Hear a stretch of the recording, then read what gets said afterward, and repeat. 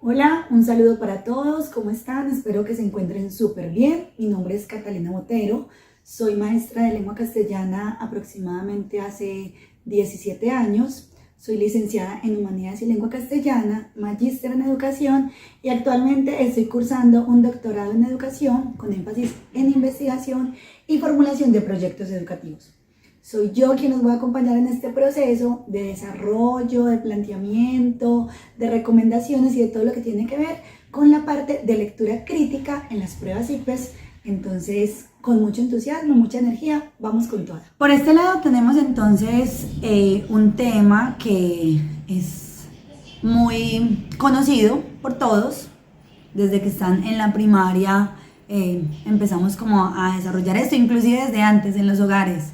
Los papás juegan con nosotros al respecto, nosotros vamos como cogiendo del ambiente precisamente elementos que son parecidos entre sí, ¿cierto? Y es el tema de la sinonimia, es decir, todo lo que tiene que ver con los sinónimos. Este se refiere a la relación entre dos o más palabras que tienen un significado similar o equivalente entre sí. Es decir, son palabras que pueden ser intercambiadas en un contexto determinado y aún así no se altera el significado del mensaje.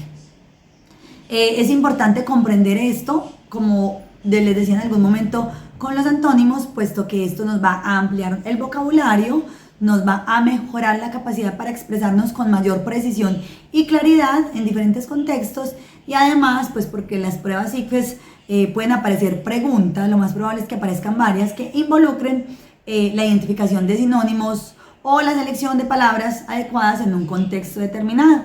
Cuando ustedes les ponen de la palabra tal significa, o podemos cambiar la palabra tal, la palabra subrayada en el texto la podríamos cambiar por tal. Todo eso es un ejercicio de sinonimia, ¿listo? Entonces no solamente es como que le encontremos el sinónimo a la palabra, sino que podamos identificar qué tipo de preguntas se relacionan con los sinónimos sin que específicamente nos lo detallen con qué es un sinónimo. Entonces vamos con un texto bien interesante a hacer un ejercicio de esto.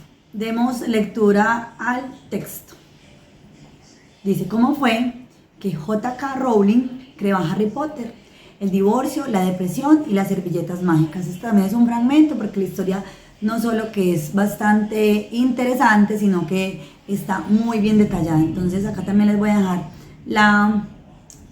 la referencia para que quien quiera conocerla vaya y la busque. Dice: la autora de la saga más famosa de las últimas 3 décadas estaba en un pozo, sin trabajo, sin dinero y en duelo por la muerte de su madre cuando creó al aprendiz de mago. Mientras esperaba en el andén la partida de un tren para realizar el recorrido Manchester-Londres e ir a visitar a sus padres, vio a un niño de gafas que le hizo recordar a Ian Potter, un amigo de su infancia que compartió vecindario, y por primera vez en su mente apareció la imagen de Harry, el joven aprendiz de mago que le cambiaría la vida. La formación tuvo una demora de 4 horas, hasta que partió de la estación y Joan siguió moldeando en su mente a ese personaje que le había aparecido. En 1995, Rowling tenía listo su primer libro, Harry Potter y la Piedra Filosofal. Decidida y con una voluntad inquebrantable, presentó su proyecto en diversas editoriales, pero casi siempre encontré la misma respuesta negativa y que la literatura para niños no daba las ganancias necesarias para realizar una inversión. Para Joe, como la llamaban sus amigos y familiares, la empresa se convirtió en una obsesión. A veces tenía que transcribir el libro a mano para presentarlo en otra editorial. Finalmente dio con la editorial Bloomsbury, que mostraron publicar el primer libro de Harry Potter y le pagó 2.500 libras, no sin antes recomendarle a la autora conseguir un trabajo estable, ya que no afectaron que las ganancias significativas para que pudiera estabilizar junto a su hija. Lo demás es historia. Harry Potter ganó 500 millones de copias y fue convertido a 63 idiomas. Sus películas también fueron un éxito de taquilla y la economía de Rowling cambió exponencialmente, convirtiéndose, según la revista Forbes, en una de las 10 mujeres más ricas de Gran Bretaña y la primera escritora de la historia que ganó por más de $1.000 millones.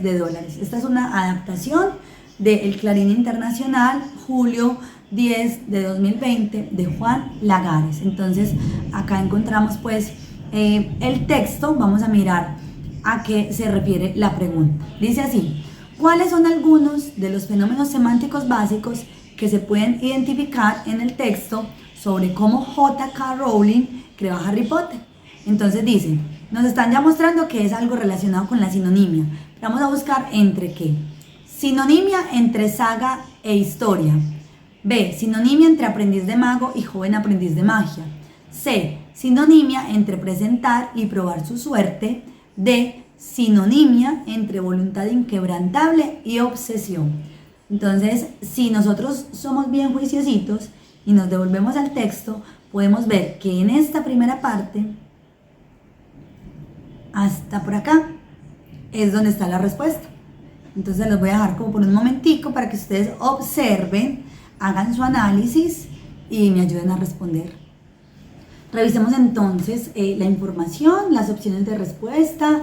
Si estuvieron súper atentos en ese fragmentico que les mostré, pudieron encontrar exactamente cuál es la sinonimia por la que nos están preguntando, ¿sí? Bueno, entonces vamos a empezar a descartar. Empecemos por la A. Sinonimia entre saga e historia. Esta no sería correcta, ya aunque ambos términos se pueden referir a una secuencia de eventos narrativos, no son sinónimos, porque la saga se refiere a una historia que es más extensa y compleja y que puede incluir varios subtemas o varias subtramas, mientras que la historia es un término que es como más general, que se utiliza para describir cualquier secuencia de eventos narrativos. Entonces esa sinonimia ahí no sería válida, aunque nosotros podríamos pensar, es que es una historia y finalmente terminó en una saga, pero no lo olviden, ¿qué es lo que tenemos de referencia? En el texto apenas estaban dándonos como la introducción de cuando ella escribió la de la piedra filosofal. ¿Listo? La opción C, presentar y probar su suerte, no es correcta. Ambos términos se están refiriendo a una acción en la que se ofrece algo a alguien, pero no son sinónimos. Presentar, por una parte, implica mostrar algo formalmente, ¿cierto? Mientras que probar su suerte implica intentar algo con incertidumbre sobre el resultado, sobre que pueda ocurrir o no. Y la opción D, que es voluntad inquebrantable y obsesión, no está correcta, pues aunque ambos términos están relacionados con una fuerte determinación, no son sinónimos. El primero, voluntad inquebrantable, se refiere a la capacidad de poder mantener una actitud firme y resuelta sobre algo, ¿cierto? Mientras que obsesión se refiere ya a algo más extremo, pero en el sentido de una preocupación, que es muy persistente por algo que puede ser perjudicial. Teniendo pues como este descarte, podríamos decir que la opción correcta es la B, aprendiz de mago y joven aprendiz de magia, ¿cierto? Ella ahí con estos dos términos lo que está haciendo es referirse a Harry Potter, lo que nos muestra que hay una sinonimia entre ambos. Igual constatemos que estemos en lo correcto, saga e historia no, aprendiz de mago y joven aprendiz de magia. Muy bien, ahora vamos entonces a mirar dónde podemos recopilar u obtener información acerca de la sinonimia.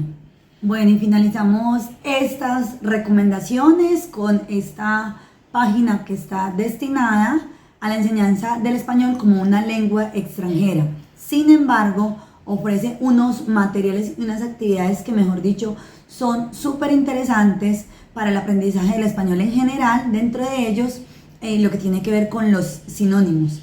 Es la página Profe DL, así como dice, Profe DEELE, ¿cierto?